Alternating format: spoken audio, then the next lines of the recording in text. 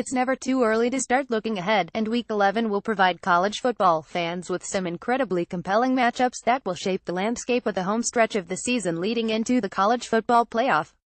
How do the odds makers see it shaking out? Let's take a look at the early lines of the games involving AP top 25 teams and some others. Lines you need to know. No. 2 Georgia at number 10 Auburn. 2 The Bulldogs already have their ticket to Atlanta in the SEC championship game, and the Tigers need to pull off the upset to keep their hopes alive to not only win the West but make the college football playoff.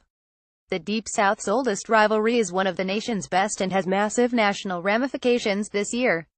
Number 3 Notre Dame and number 7 Miami. 4 In the biggest game of Week 11, the Fighting Irish and Hurricanes will square off in South Florida in a game that will have massive college football playoff ramifications. The Canes gained some street cred with a big win over Virginia Tech, and can further their cause if they can keep their unblemished record intact against a complete Irish squad. Number 8 TCU at number 5 Oklahoma. 7 The Baker Mayfield hype train is running at full steam after he lit up Oklahoma State in Bedlam, but TCU's defense is no joke. This battle of top 10 teams should be a classic. If it becomes a high-scoring affair, can Horned Frogs quarterback Kenny Hill match Mayfield score for score?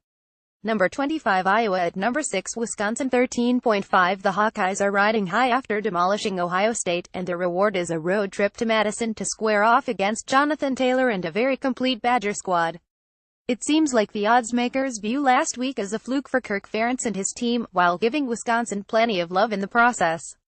Number 9 Washington at Stanford. 8 The Huskies have quietly snuck back into the college football playoff hunt with an explosive offense and solid defense. If they can hold serve this weekend versus the Cardinal and win out, on a loss, Pac-12 champion Husky team would have a decent chance to make it for the second straight season. Number 12 Oklahoma State at number 24 Iowa State. 7 The Cyclones fell to West Virginia last weekend, and the Cowboys are getting over a bedlam for the ages. Who will rebound? Vegas still buys the Pokes, but considering the way that the Cyclones play defense, a close game should be in the mix. Number 17 Virginia Tech at Georgia Tech. 1.5 The Hokies were embarrassed by Miami last weekend but can get back on the winning track against the Yellow Jackets. The triple option is tough to defend, so it's imperative that the Hokies come out firing offensively to get the Jackets out of their comfort zone.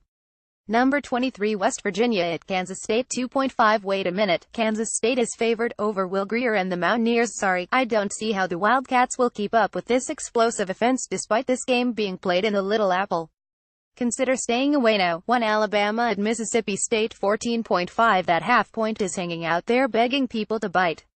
The truth of the matter is that, while Alabama will likely control this throughout, this game might go the same way at last weekend's win over LSU.